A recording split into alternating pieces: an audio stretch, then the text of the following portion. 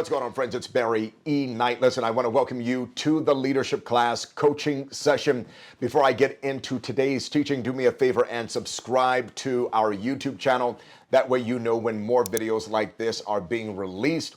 And you can also explore other videos that I've released on leadership. My purpose and calling is simply to help you become a more effective, more impactful, and transformational leader. Now, today's topic is coming from conversations that I've recently been having with a few of my clients around how they're spending their time. Now, we're not talking about time management per se. We're focused more on time allocation.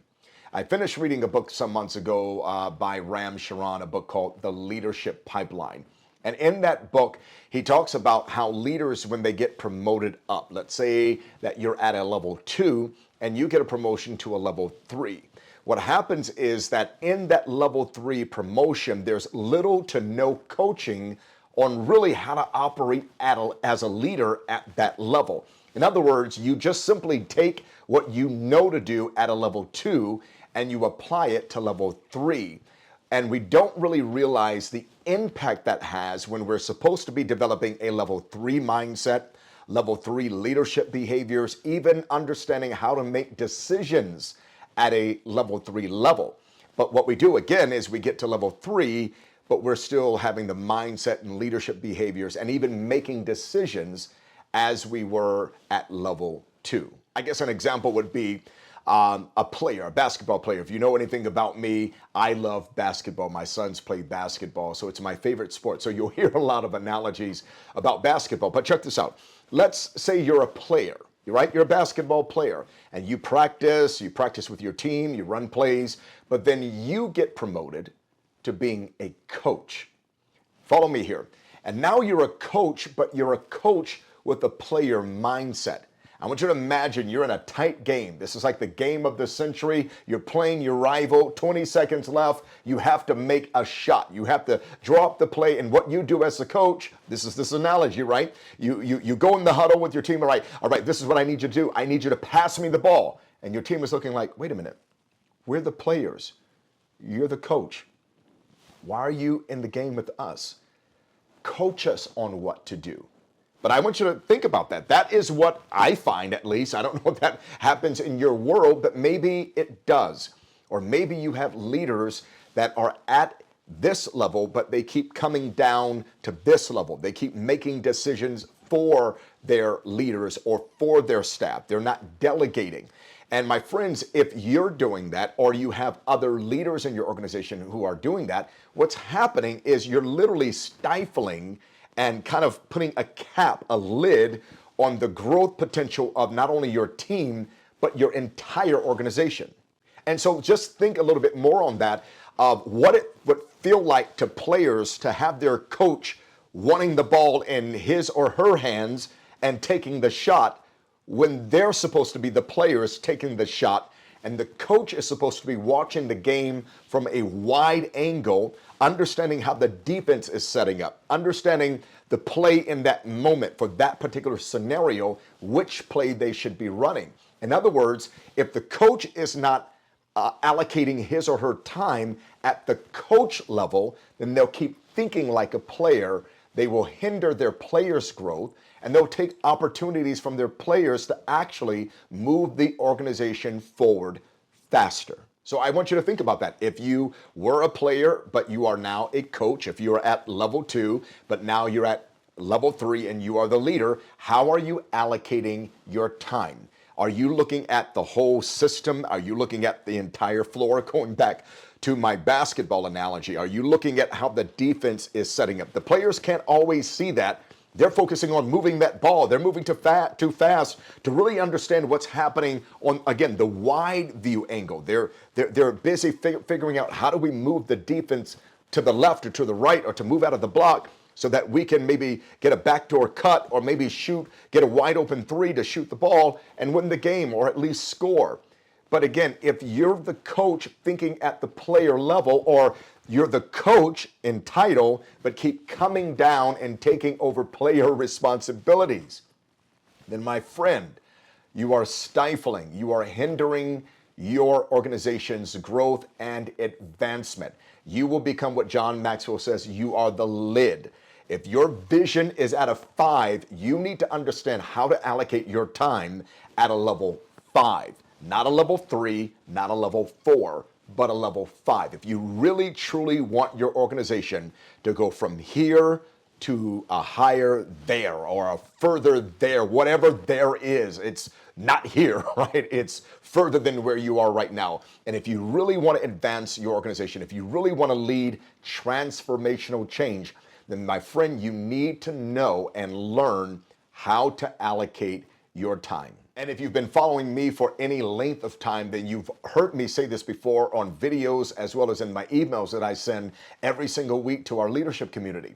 Whether your organization is healthy, dysfunctional, or stuck, it always acts like its leader.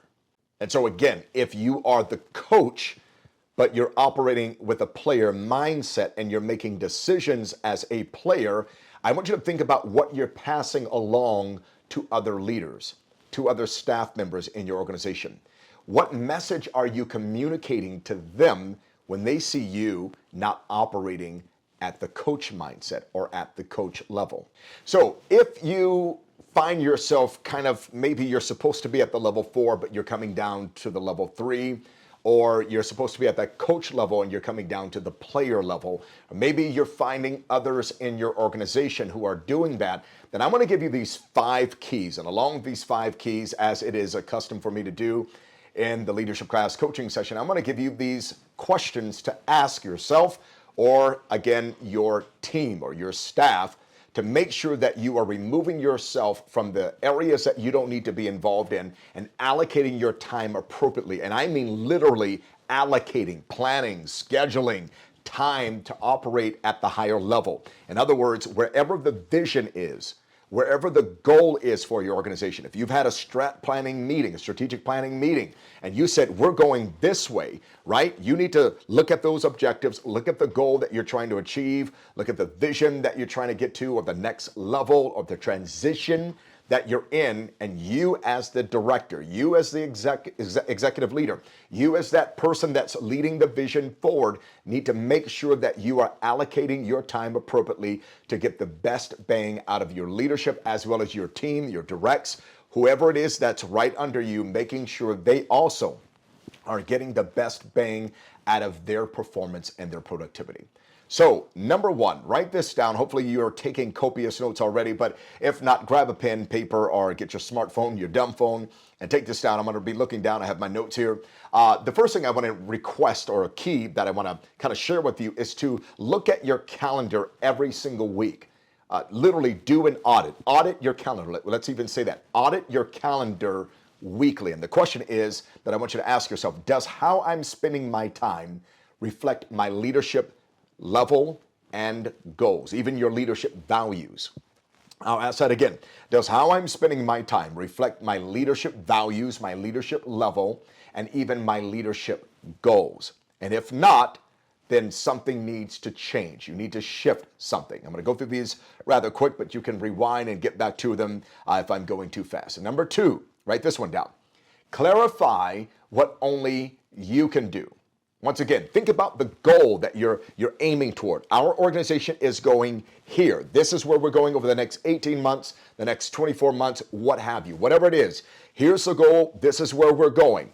And begin to talk about or write down, clarify, as the statement is, what only you can do. At the level 4 leader, as the coach leader, as the leader that is directing the team, directing the organization, directing the unit, directing the department, whatever it is that you're leading, that you're overseeing, what are the core things, the 3 to 5 things only I can do, the 3 to 5 critical operations that fall into my lap? What are the 3 to 5 decisions for this organization as it relates to moving forward? As it relates to advancing to the next level, what are the 3 to 5 things that only I can do? The 3 to 5 responsibilities that no one else in the organization should be handling. They should not be making decisions for this. So the usher, nothing wrong with ushers. We need ushers. But the usher at the basketball game should not be calling the last and final play. I hope you're getting what I'm saying, right? They can cheer on, they can hype up the players from their area, but that is not their ultimate strategic critical role. So what are the 3 to 5 responsibilities of the 3 to 5 key critical areas that only you can lead? Everything else that falls, now this is challenging, everything else that falls out of that, you have to learn as the leader, or help your leaders learn to delegate. Now, let me pause here. If you have a problem delegating, then it is probably a trust factor. And that is something you're going to have to work out within you. If you have trouble trusting, then there's probably some coaching gaps. There's probably even some hiring gaps. Maybe there's gaps in even understanding the role or their role or what you're expecting from their role or the outcomes. Give me a call. Let's have a 30-minute clarity call, and I want to walk you through some things. I might have something for you. I might can point you to a book, or maybe something that I've done, or maybe I've coached somebody and I can share that with you. So don't hesitate to do that. Number 3, excuse me. Number 3 is eliminate or redesign meetings. Oh my gosh, this is so powerful.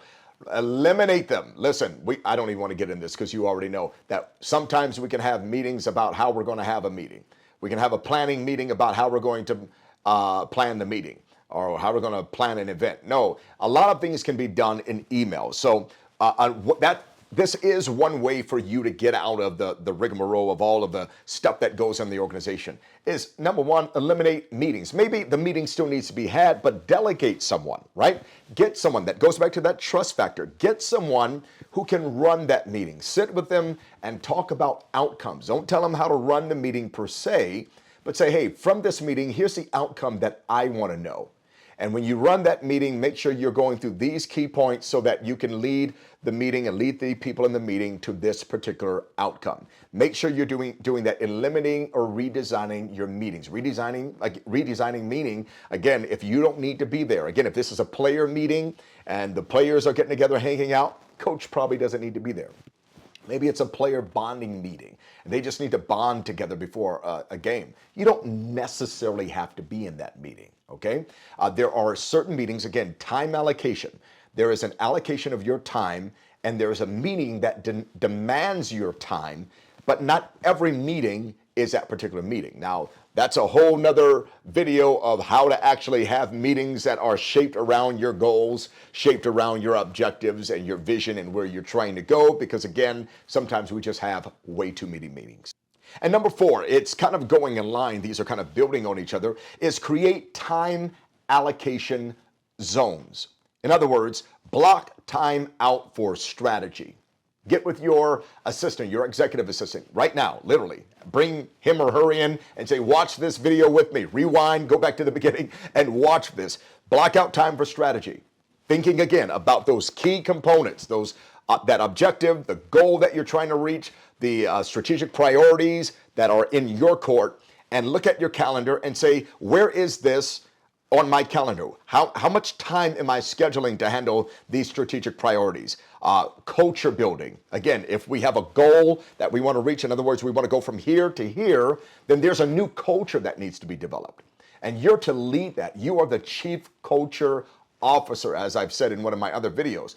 And so it's your job to set the tone of what level 5 culture is going to look like by being that level 5 leader, by displaying the level 5 culture. So you want to create time allocation zones for systems level thinking, for again, building other leaders, coaching. You need to have time set aside for how you're coaching your team. As a matter of fact, let me just ask, how much time on your calendar right now do you have set aside? Every week, every other week, whatever that rhythm is, how much time have you set aside, or have you allocated for coaching your leaders, specifically your directs, whether that is direct leaders, those are direct leaders, or those are direct staff members.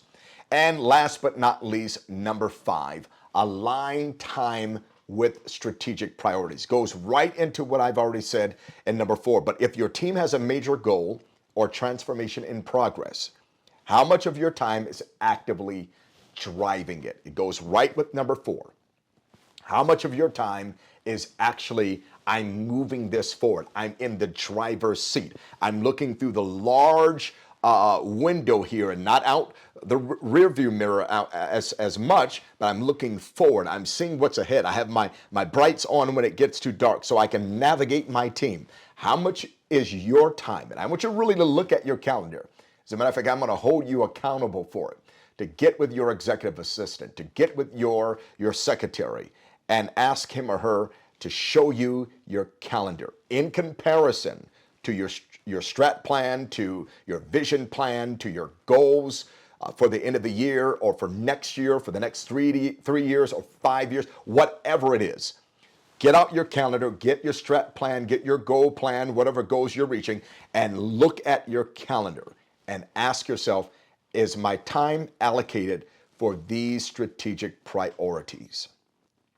Have I allocated time, going back to number 4, for building my team? As I'm managing this, I need them to be stronger leaders in their area so that I don't have to keep coming down from coach to player. I'm building these players up to have a coaching mindset, or at least to have a higher level of being a player. So I want you to ask yourself those questions again.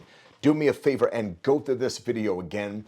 Bring in the necessary people on your team who would benefit from hearing these 5 key strategic tips that I gave to you, and these 5 questions that you can ask yourself, you can ask your team, and you can ask each other collectively. Now, once again, if something's resonated with you that I've shared and something hit you and you're saying, Barry, I need to talk more on that. This is a big challenge for me. I'm encouraging you to reach out to me, have a 30-minute clarity call. And listen, in that time, I'm not selling you anything. I'm not pushing any of my services on you. I'm just giving you space to be, space to think, space to create, space to wonder, space to imagine, and space to become the leader that you were created to be so that you can lead your organization further, faster. Well, my friend, listen, I hope you got something out of today's coaching session. Again, click the subscribe button, and also do me a favor and share this video if something resonated with you. I know it's going to resonate with your peers and those, the other leaders that are in your world. Ladies and gentlemen, my name is Barry E. Knight, and my purpose and calling is to help you succeed in yours.